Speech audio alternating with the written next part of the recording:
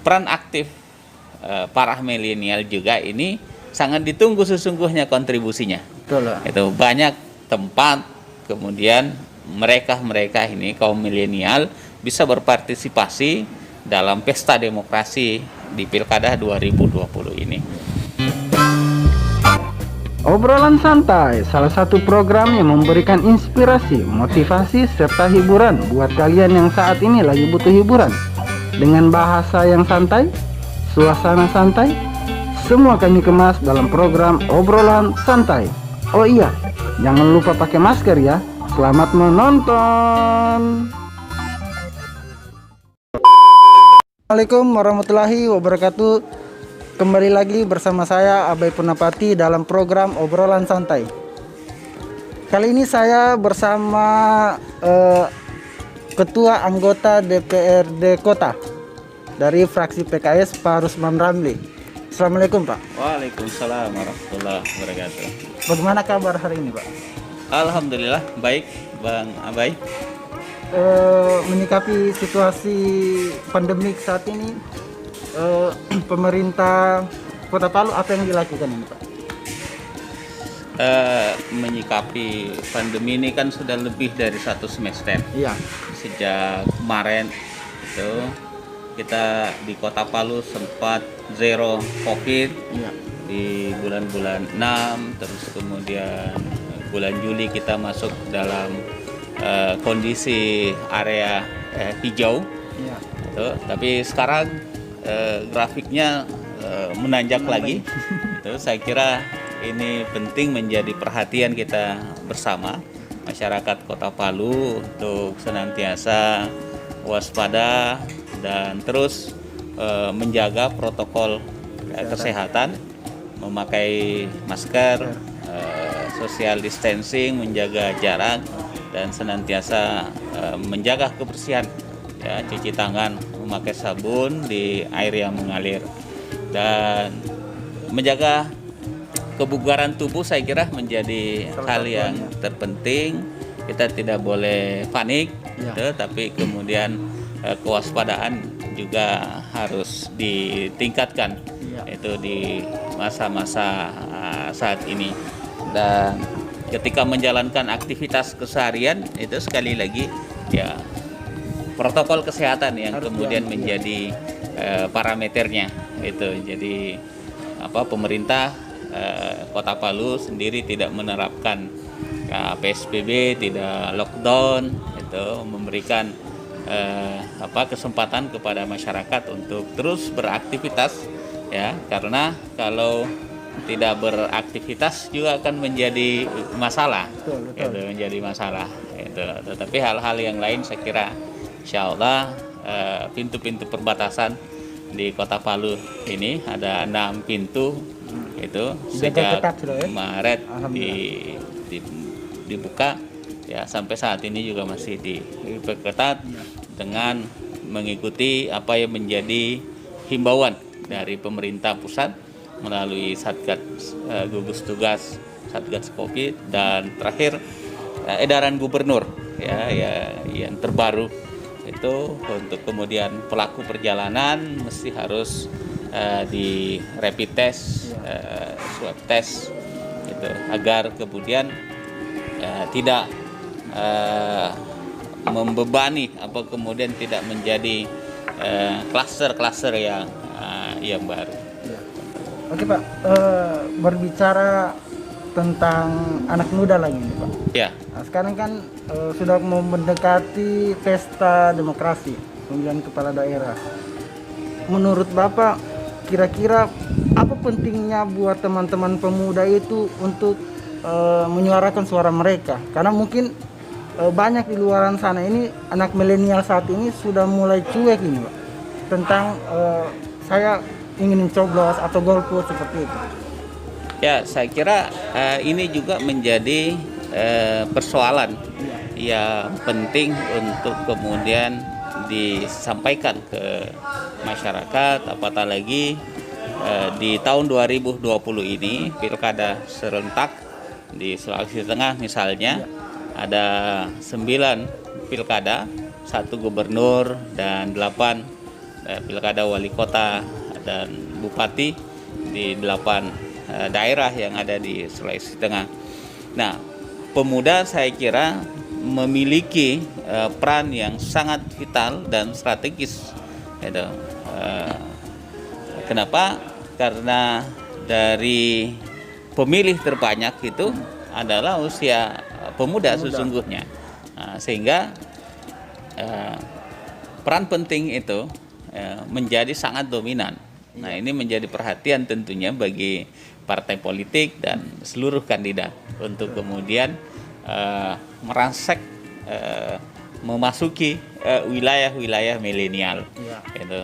Dan peran aktif para milenial juga ini sangat ditunggu sesungguhnya kontribusinya.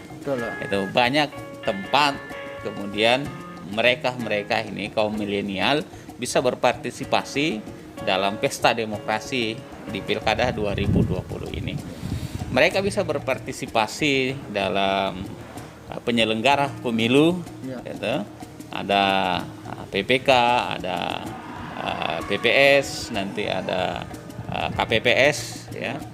Juga kemudian di penyelenggara pemilu yang lain, di pengawas pemilu juga kan mereka bisa menjadi pengawas di TPS, pengawas di kelurahan dan kecamatan. Di sisi yang lain juga kita sangat berharap bahwa kaum milenial ini, para pemuda, kemudian menunjukkan kontribusinya gitu, dalam memajukan demokrasi di Indonesia. Pesta rakyat ini, pesta demokrasi yang kemudian menjadi milik rakyat, karena suara rakyat ini sangat menentukan itu nasib daerah, provinsi dan bangsa kita ke depan.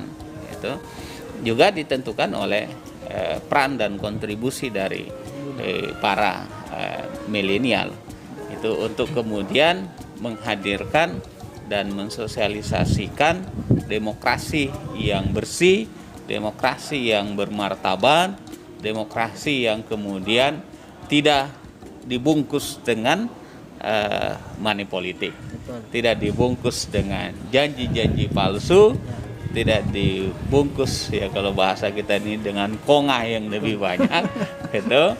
Tetapi bagaimana milenial juga bisa kemudian menjawab tantangan-tantangan yang selama ini muncul di masyarakat terkait dengan peran politik ya pemuda itu.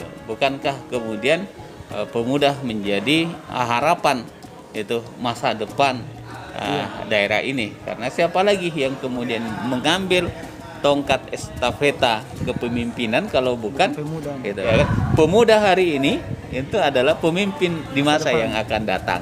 Nah, kalau hari ini pemuda tidak mau belajar, hari ini pemuda kemudian tidak mengambil peran aktif, itu hari ini pemuda milenial kemudian tidak berkontribusi dalam pesta demokrasi, maka ya kita bisa membayangkan itu 2020, 2024, 2029 itu ya siapa lagi yang kemudian mau terlibat, siapa lagi yang mau kemudian memberikan pencerahan itu terhadap masyarakat secara umum itu terkait dengan pesta demokrasi, pemilu, pilkada yang bersih, pemilu, pilkada yang bermartabat, pemilu, pilkada yang kemudian bebas dari intrik-intrik money politik.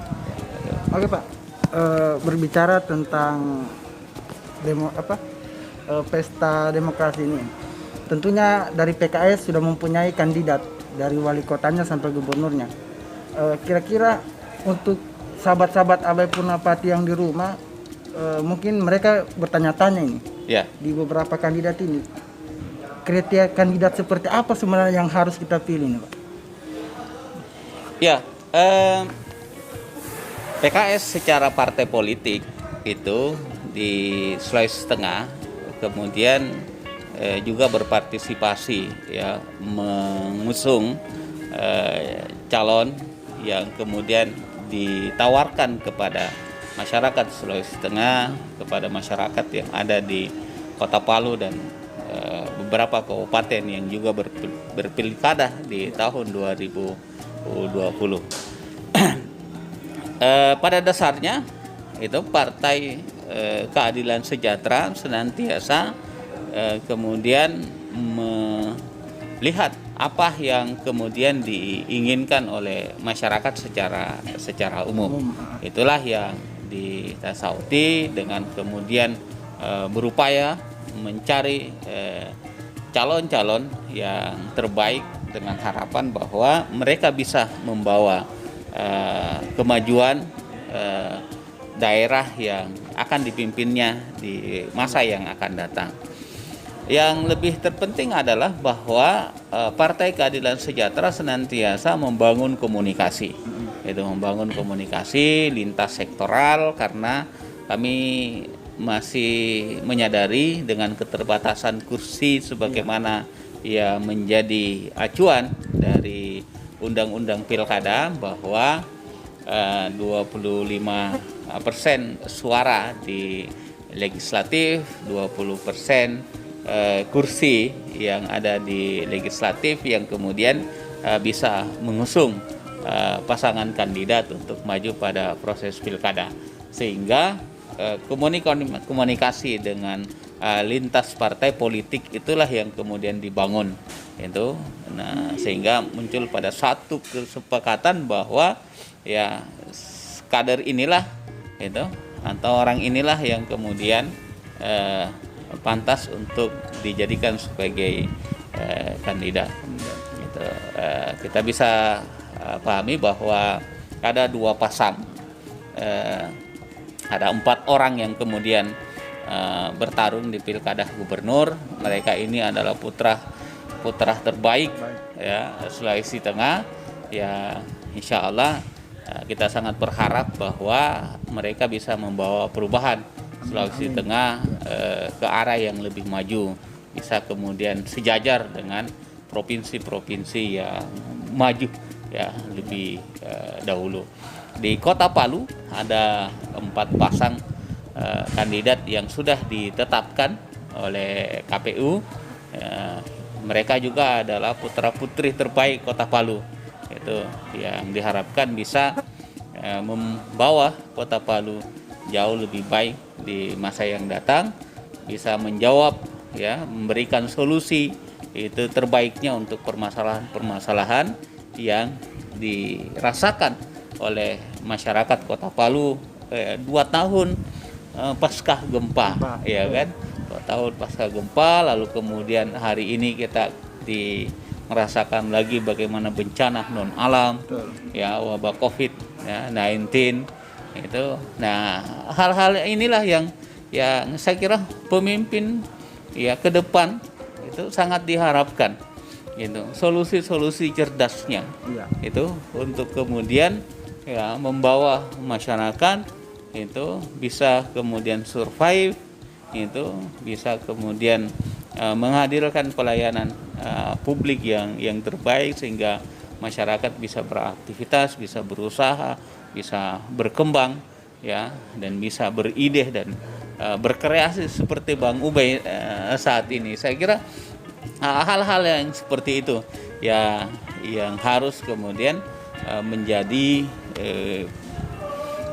pijakan utama ketika kemudian kita ingin menghadirkan pemimpin yang ditawarkan ke masyarakat untuk dipilih. Saya kira persoalan bersih dan lain sebagainya itu adalah hal yang juga menjadi bagian yang tidak terpisahkan.